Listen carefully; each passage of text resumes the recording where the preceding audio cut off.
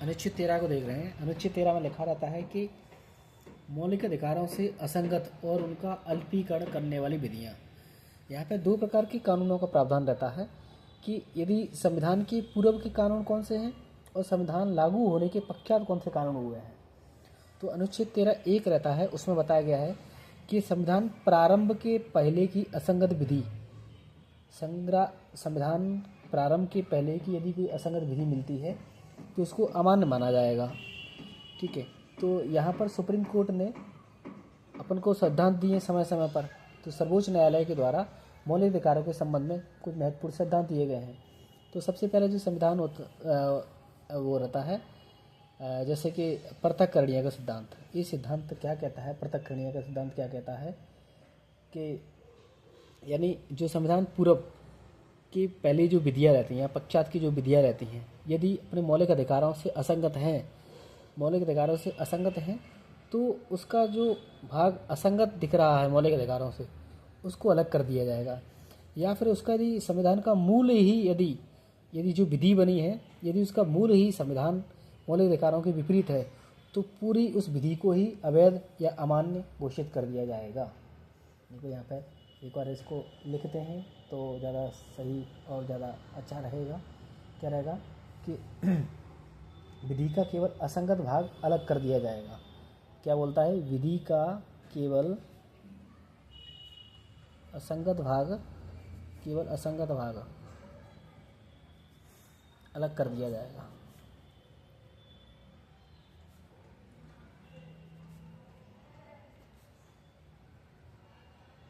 ना कि पूरी विधि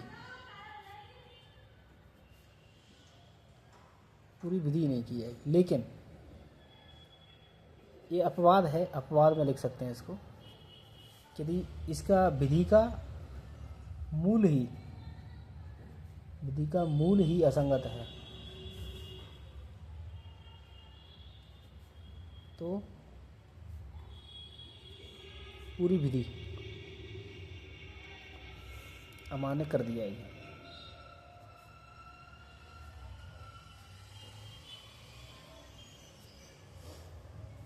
पृथक्करणीय का सिद्धांत में ये लिखा हुआ है। तो ये जो सबसे पहला जो संविधान संशोधन कब आया था, चंपाकम दोरैया राजन बाद आता है। कब आता है, 1951 में। ये सबसे पहला संविधान संशोधन हुआ था इसमें। तो इसमें ये चीज़ बोली जाती है कि मूल उद्देश्य असंगत होने पर पूरी विधि को ही अपन अवैध करार दे दिया जाएगा। एक दूसरा आता है RMDC बाद आता है, RMDC बाद, ठीक है, 1957 में। इसमें क्या बोला जाता है, केवल असंगत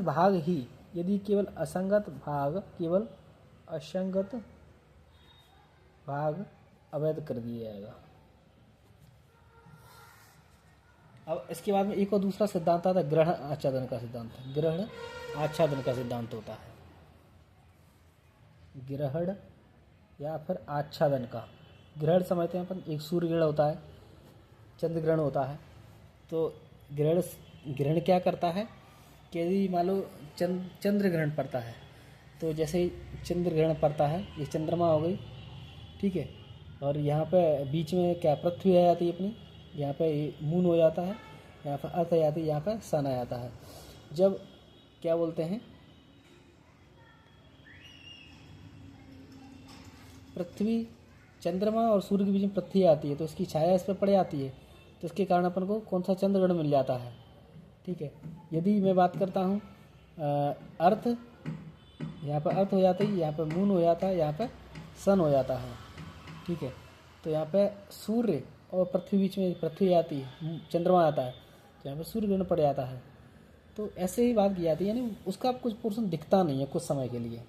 ठीक है, लेकिन यहाँ पर कुछ समय वाली बात नहीं है, यहाँ पर उसको ढक दिया जाता है। आच्छादन मतलब ढक दिया जाता है, यानी ऐसी कोई विधि होती है। संविधान एक केवल जो सिद्धांत रहता है आच्छादन का सिद्धांत, ये संविधान पूर्व विधियों पर लागू होता है। सिर्फ संविधान पूर्व विधियाँ, कौन सी, संविधान पूर्व विधियाँ शून्य नहीं होती हैं, बल्कि क्या होती हैं, ढक दी जाती हैं, मौलिक अधिकारों से ढकी रहती हैं। संविधान पूर्व विधियाँ शून्य नहीं होती हैं, बल्कि मौलिक अधिकारों से ढकी रहती हैं, है ना। आवश्यकता पड़ने पर उनको संविधान संशोधन से इनको क्या बोलते हैं, पुनर्जीवित कर लिया जाता है। कब? जब आवश्यकता होती है। तो ऐसा कुछ केसेस हैं इससे संबंध, जैसे कि 1955 में एक भीकाजीवाद आता है, ठीक है। तो ये बोलता है कि निष्क्रिय शून्य के बारे में सिद्धांत देता है, निष्क्रिय शून्य नहीं है। महेंद्रलाल बाद आता है, ठीक है, बोले कि संविधान पश्चात पर लागू नहीं होती हैं। दीपचंद बाद भी सेम बात बोलता है, 1959 में जो बात आता है कि पूर्व विधि पर लागू होती हैं सिर्फ, और सेम बात महेंद्रलाल बाद में बोल दी जाती है। फिर एक और सिद्धांत आता है इसमें, अधित्याग का सिद्धांत है, ठीक है। अधित्याग में क्या बोला है कि भारत में मौलिक अधिकारों का त्याग संभव नहीं है, लेकिन भाई अपन मौलिक अधिकारों को नहीं त्याग सकते हैं, ये अमेरिका में कर सकते हैं वहाँ पर, लेकिन इंडिया में ऐसा कोई सिद्धांत नहीं होता है, ठीक है। कॉमनवेल्थ कॉकस बाद आता है, कॉमनवेल्थ वर्सेस कॉकस, ठीक है। इसमें असंवैधानिक भाग को उस सीमा तक असंवैधानिक ही माना जाएगा जहाँ तक वो जो विधि है असंवैधानिक है, ठीक है। फिर अनुच्छेद 13(2) आता है, अभी 13(1) पढ़ा था। 13(1) में क्या था कि संविधान प्रारंभ से पहले की असंगत विधियां अमान्य मानी जाएंगी, संविधान प्रारंभ से पहले की असंगत विधियां अमान्य मानी जाएंगी। जैसे कि बात करें अपन रॉलेट एक्ट के बारे में, रॉलेट एक्ट क्या बोलते हैं, बिना अपील, बिना दलील, बिना वकील का इस कानून था, तो उसको ख़त्म कर देता है वो। तो सर्वोच्च न्यायालय ने मौलिक अधिकारों के संबंध में कुछ महत्वपूर्ण सिद्धांत दिए, जैसे कि बात करें 13(1) में 13(1) से संबंधित ही, जैसे बात करें पृथक्करण का सिद्धांत, इसमें क्या बोलते हैं वो कि विधि का केवल असंगत भाग ही अलग कर दिया जाता है, ना कि पूरी विधि की जाती है। लेकिन यदि विधि का मूल ही यदि असंगत होता है तो पूरी विधि को भी अमान्य कर दिया जाएगा। जिसमें चंपाकम दोराई राजन बाद आता है 1951 का, RMDC बाद आता है, वो बोलता है कि असंगत भाग को अवैध माना जाएगा। फिर दूसरा ग्रहण आच्छादन का सिद्धांत आता है, तो उसमें बताया गया कि संविधान पूर्व विधियाँ शून्य नहीं होती हैं, बल्कि फंडामेंटल राइट से ये ढकी रहती हैं, ठीक है। आवश्यकता पड़ने पर इनका संशोधन से पुनर्जीवित हो सकती हैं। तो इसमें भीकाजी बाद पढ़ा था अपन ने, ठीक है। एक दीपचंद बाद के बारे में बात करते हैं, दीपचंद बाद, ठीक है।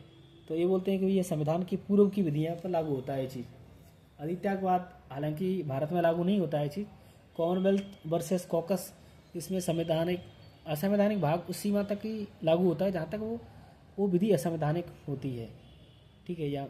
और अनुच्छेद 13(2) में क्या बोला गया, संविधान लागू होने के बाद, जैसे मेरा 26 जनवरी 1950 को संविधान लागू हो जाता है, तो संविधान लागू होने के बाद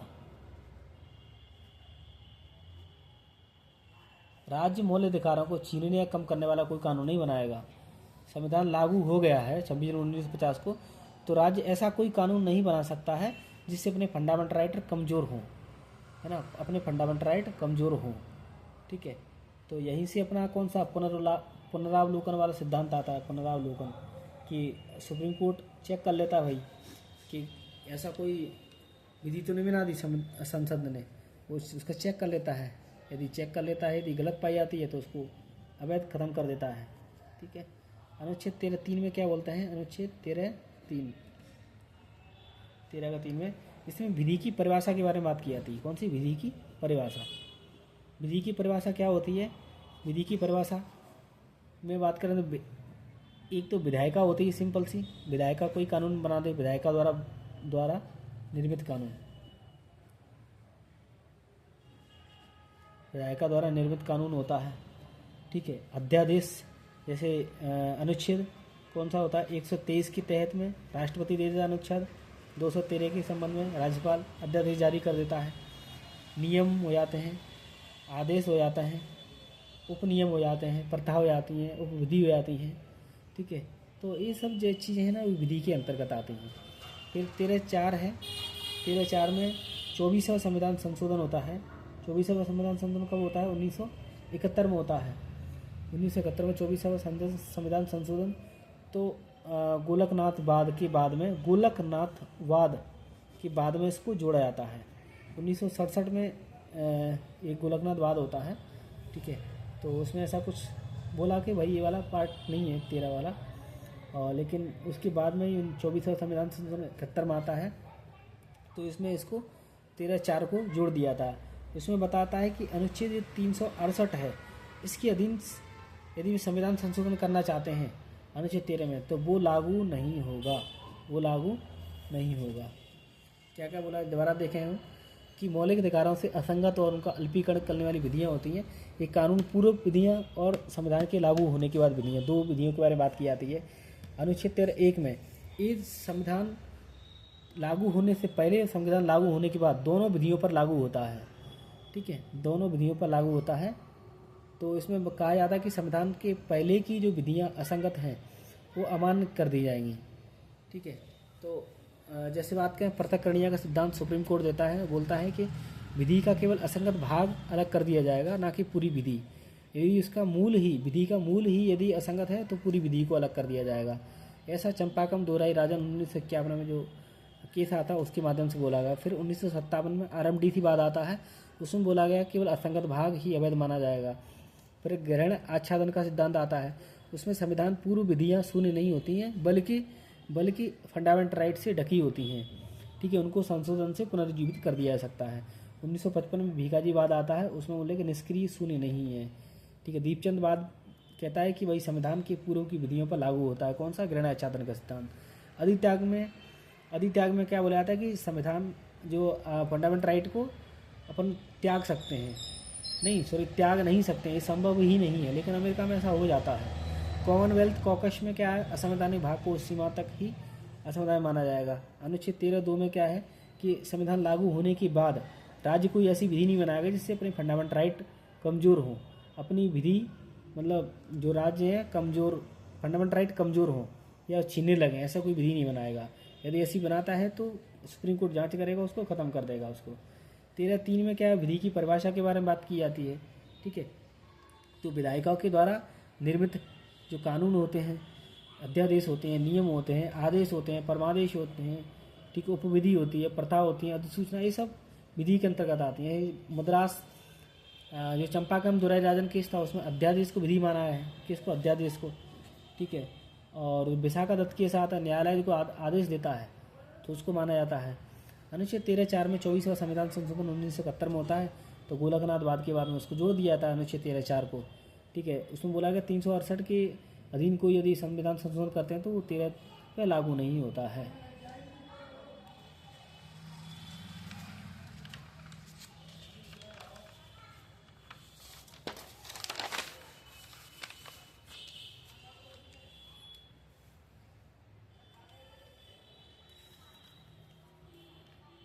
अभी इसकी कुछ अनुच्छेद 13 की विशेषताओं के बारे में देख लेते हैं। विशेषता कि इसकी विशेषता क्या हो जाती है। अभी जो चीज़ अपन ने देखी है यहाँ पे, इसके मतलब विशेषता बना सकते हैं कि देखो अभी अपन ने क्या देखा, यह सुनिश्चित करता है कि कोई भी कानून नागरिकों के मौलिक अधिकारों से असंगत तो नहीं हो रहा है।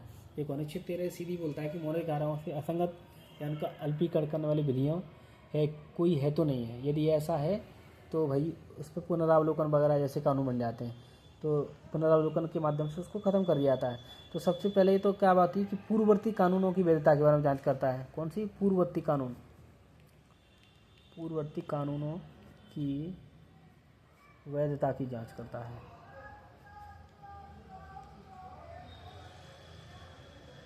ओके, यानी असंगत विधियाँ शून्य हो जाती हैं। दूसरा होता है विधायिका पर नियंत्रण होता है इसका, किसके माध्यम से, पुनरावलोकन के माध्यम से, ठीक है। विधायिका पर नियंत्रण, क्योंकि कोई असंगत विधियाँ नहीं बना सकती विधायिका पर नियंत्रण होता है, और ये स्वतः अवैध होता है, ये चीज़ें स्वतः अवैध होता है ये, ठीक है। तीसरा विशेषता क्या हो जाएगी कि न्यायिक पुनरावलोकन की शक्ति, में बार बार बोल रहा हूँ इसी को, न्यायिक पुनरावलोकन की शक्ति है। अनुच्छेद 13(2) क्लियर बोलता है कि राज्य कोई ऐसी विधि नहीं बनाएगा जो फंडामेंटल राइट को छीनती है, उसको कम करती है, ठीक है, ऐसे कोई विधि नहीं बनाएगा। तो न्याय पुनरावलोकन की शक्ति होती है इसमें, यानी सीधा अनुच्छेद जो 32 होता है, ठीक है, उसके माध्यम से अपन चेक कर सकते हैं, या फिर न्यायपालिका को डायरेक्ट शक्ति होती है ना इसकी कि मौलिक अधिकारों के विरुद्ध यदि कोई ऐसा कानून हो तो वो तुरंत निरस्त करती है। ठीक है, चौथे नंबर पे ये विधि की व्यापक परिभाषा देता है। अनुच्छेद 13(3) में देखा अपन ने कि भाई विधायिका के द्वारा जो कानून बनाए जाते हैं, विधि की परिभाषा। ठीक है, कि विधायिका के द्वारा बनाए गए कानून, अध्यादेश, विधायिका के द्वारा जो बनाए गए कानून होते हैं अध्यादेश होते हैं। ठीक है, और विधि होती है, नियम होते हैं, ठीक है, उपनियम भी होते हैं। ठीक है, और क्या बोलते हैं, प्रथाएं होती हैं, है ना, अधिसूचना होती हैं, ये सब विधि के अंतर्गत आती हैं। फिर पांचवी विशेषता कौन सी? संविधान की सर्वोच्चता। भाई संविधान सबसे सर्वोच्च है, संविधान की सर्वोच्चता भी बना के रखनी है। संविधान की सर्वोच्चता की स्थापना के बारे में बात करता है। छठे एक और रहती कि मौलिक अधिकारों की सर्वोच्चता बना के रखता है, मौलिक अधिकारों की सर्वोच्चता। ठीक है, मौलिक अधिकारों की सर्वोच्चता। इसमें कई केस दिए गए हैं, ऐसे कि 1967 में यदि गोलकनाथ वाद के बारे में बात करता हूँ मैं, तो उसमें बोला है कि भाई कोई चेंज ही नहीं कर सकते हैं, नो चेंज कर सकते हैं। फिर 1973 में सबसे धांसू केस आता है, केशवानंद भारती केस। उसमें बोला जाता है कि भाई मूल ढांचे का हिस्सा होता है, मूल ढांचे का हिस्सा है। ठीक है, कि संविधान में संशोधन कर सकते हैं लेकिन मूल अधिकारों में छेड़छाड़ किए बिना, मूल ढांचे में छेड़छाड़ किए, यदि मूल ढांचे में छेड़छाड़ करते हो तो वो संविधान संशोधन अवैध माना जाएगा। फिर 1980 में मिनर्वा मिल्स केस आता है। कौन सा? Minerva mills. उस मिनर्वा मिल्स में तो सीधा बोल देती भाई कि ये जो संविधान का अपन को संरक्षण ही करना पड़ेगा, संरक्षण का इम्पोर्टेंस दे दिया कि भाई अपने लिए ये कितना इम्पोर्टेंस है। अगला 7वें नंबर पर बात करें, राज्य की परिभाषा के बारे में बात की जाती है। राज्य की परिभाषा अनुच्छेद कौन से में आती है? वैसे 12 में आती है, लेकिन वो 13 के लिए बहुत इंपॉर्टेंट होती है। राज्य की परिभाषा है ना, राज्य की परिभाषा का प्रभाव। और उसके बाद में अपन ने अभी 1973 में जो मूल ढांचा आता है, तो ये मूल ढांचे का मूल ढांचा सिद्धांत इस पर लागू होता है, मूल ढांचा सिद्धांत इस पर लागू होता है। ये 1975 का इंदिरा गांधी वर्सेस जो राजनारायण का वाद होता है, उसमें न्यायिक समीक्षा के तहत मूल ढांचे का हिस्सा माना गया। देखो इसकी विशेषताओं के बारे में क्या क्या बोला है कि पूर्ववर्ती कानूनों की वैधता की जांच करता है। ठीक है, दूसरा विधायिका पर नियंत्रण होता है, यानी कोई असंगत विधि बनाता है तो तुरंत ही अवैध माना जाएगा। न्यायिक पुनरावलोकन की शक्ति देता है, विधि की व्यापक परिभाषा देता है, संविधान की सर्वोच्चता के बारे में बात करता है, मौलिक अधिकारों की सर्वोच्चता के बारे में बात करता है, और राज्य की परिभाषा का प्रभाव रहता है। मूल ढांचा और का सिद्धांत 1975 में इंदिरा गांधी वर्सेस राजनारायण का जो केस आता है, उसमें न्यायिक समीक्षा मूल ढांचे का हिस्सा होती है। तो इस हिसाब से अनुच्छेद 13 देखो, एक बार दोबारा देखें अपन ने क्या देखा था कि सबसे पहले अपन ने देखा था कि जो अनुच्छेद 13 है उसकी परिभाषा क्या रहती है कि मौलिक अधिकारों से असंगत या उनकी अल्पीकरण करने वाली विधियों के बारे में बताया गया है। तो दो प्रकार की रहती है, एक संविधान की पूर्व रहती है, एक संविधान की बाद की रहती है। तो उसमें अनुच्छेद जो 13 है तो उसमें एक है 13(1) में क्लियर बोला गया है कि संविधान प्रारंभ से पहले की असंगत विधियाँ अमान्य मानी जाएंगी। तो पृथक्करण का सिद्धांत आता है, एक तो पृथक्करण का सिद्धांत आता है, दूसरा ग्रहण या आच्छादन का सिद्धांत कहते हैं उसको। कौन सा? ग्रहण या आच्छादन का सिद्धांत। पृथक्करण का सिद्धांत में जो संविधान ने सर्वोच्च न्यायालय के द्वारा मौलिक अधिकार संबंध में दिया गया महत्वपूर्ण सिद्धांत होते हैं, तो पृथक्करण का सिद्धांत, ग्रहण आच्छादन का सिद्धांत। पृथक्करण के सिद्धांत में क्या बताया गया कि विधि का केवल असंगत भाग ही अलग कर दिया जाएगा, असंगत भाग अलग कर दिया जाएगा, ना कि पूरी विधि। लेकिन अपवाद के स्वरूप में देखा जाए विधि का सार ही, यदि विधि का मूल भाग ही यदि असंगत है तो पूरी विधि को खत्म कर दिया जाएगा। ठीक है, ऐसे दो केस आते हैं। पूरी विधि को ख़त्म करने की बात चंपाकम दोहरा राजन में बात कही जाती है, और असंगत भाग केवल RMDC बात आता है उसमें कही जाती है। अगला होता है ग्रहण आच्छादन का सिद्धांत। इसमें क्या होता है कि यदि कोई विधि असंगत है, केवल ये संविधान की पूर्व की विधियों पर लागू होता है। ठीक है, यदि संविधान पूर्व की कोई विधियाँ असंगत है तो शून्य नहीं होती हैं, बल्कि मौलिक अधिकारों से वो ढक दी जाती हैं। ठीक है, ढक दी जाती हैं। ठीक है, और हालांकि संविधान संशोधन के दौरान उनको पुनर्जीवित किया जा सकता है। दीपचंद बाद आता है 1959 में, तो उसमें पूर्व विधि पर ये लागू नहीं होता है, ऐसा कहता है। आदित्य एक्ट तो कोई मतलब नहीं होता है। अनुच्छेद 13(2) में बात करता हूँ मैं, तो 13(2) में विधि की परिभाषा के बारे में बात की अनुच्छेद 13 में बोलता है कि संविधान लागू होने के बाद राज्य मौलिक अधिकारों को छीनने वाला कोई कानून नहीं बनाएगा। ठीक है, ऐसा बनाता है तो वो तुरंत ही खत्म हो जाता है, वो है ना, अवैध माना जाएगा। अनुच्छेद 13(3) में विधि की परिभाषा के बारे में बात की जाती है। ठीक है, परिभाषा, विधि की परिभाषा। ठीक है, राज्य की परिभाषा 12 में दी गई है, याद रखना है, जो कि 13 पर भी लागू होती है। ठीक है, अनुच्छेद 13(4) में दिया गया है। 13(4) में बताया गया है कि जो 24वें संविधान संशोधन के द्वारा उसको जोड़ा गया था, अनुच्छेद 368 के तहत यदि कोई संविधान संशोधन करते हैं तो उस पर लागू नहीं होता है।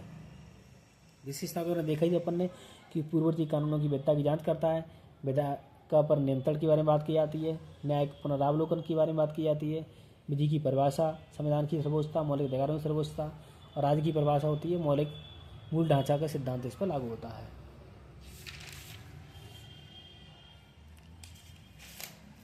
अगला बात करते हैं अपन किसके बारे में, विधि का शासन।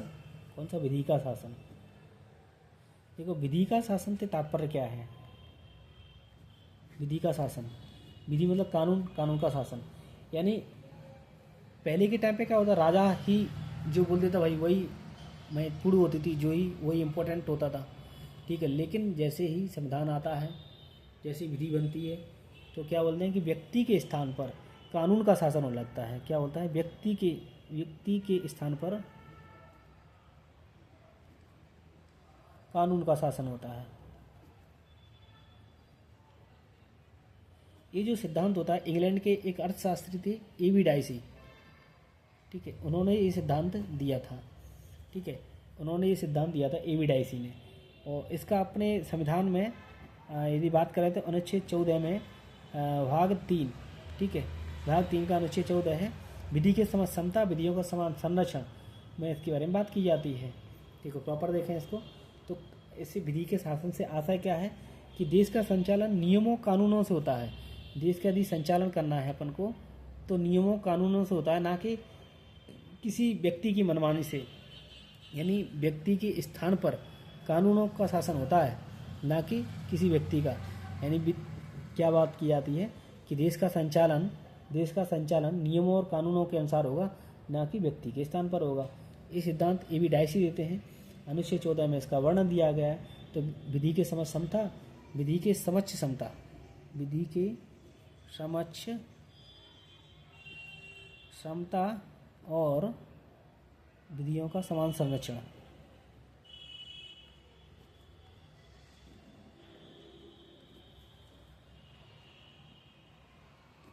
विधियों का समान संरक्षण के बारे में बात की जाती है। ठीक है, ये मतलब मुख्य तौर पर इसका इम्पोर्टेंस क्या है कि निरंकुशता को रोकता है। निरंकुशता का मतलब कोई व्यक्ति अपनी मनमानी चला रहा है ना, नियम कानून कोई फॉलो नहीं कर रहा है, उसको निरंकुशता कहते हैं। तो निरंकुशता की अनुपस्थिति के बारे में बताता है कि भाई निरंकुशता की अनुपस्थिति यहाँ पे। ठीक है, निरंकुशता की, और विधि के समक्ष समता है, चाहे राजा हो चाहे रंक हो, ये सबको क्या है, विधि के समक्ष समान माना जाएगा। विधि के समक्ष समता है। यदि कोई सरकारी आदमी मर्डर करता है और एक गरीब आदमी मर्डर करता है, दोनों को ही बराबर सजा का प्रावधान होगा। ये ऐसा नहीं है कि भाई उसको रियायतें दी जाएंगी। कोई बहुत बड़ा अमीर आदमी है, कोई गरीब आदमी है, या जो भी समझ सकते हैं, ये का भेदभाव है, समानता एक का मतलब असमान है पूरी तरह से। तो दोनों पर ही बराबर तरीक़ा से ये विधि लागू होती है। इसकी विशेषताओं के बारे में बात करें अपन कि उसकी विधि के समक्ष समता, विधि के शासन की विशेषताओं का देखो, कानून की सर्वोच्चता इसीलिए बोलता है भाई कानून ही सर्वोच्च से ऊपर है ना। विधि व्यक्ति के स्थान पर कानून का शासन चल रहा है, तो कानून की सर्वोच्चता हो रही। सबसे पहला तो सिद्धांत, इसकी विशेषता ये हो जाती है। दूसरा क्या है, समानता के सिद्धांत के बारे में बात की जाती है। चाहे कोई भी व्यक्ति हो, है ना, चाहे छोटा हो चाहे बड़ा हो, चाहे गरीब हो चाहे अमीर हो, सबके लिए समान कानून होगा। तो समानता का सिद्धांत के बारे में बात की जाती है। क्या बात कर रहा है, कानून की सर्वोच्चता के बारे में बात करता है, समानता का सिद्धांत के बारे में बात करता है। ये व्यक्तिगत स्वतंत्रता की रक्षा करता है, किसी की व्यक्तिगत स्वतंत्रता की रक्षा करता है। ठीक है, अगला चौथे नंबर पर क्या है कि न्यायपालिका की स्वतंत्रता करता है, न्यायपालिका की स्वतंत्रता करता है। और न्यायिक पुनरावलोकन के बारे में बात करता है, न्यायिक पुनरावलोकन। ठीक है, अपन ने ये देखा कौन सा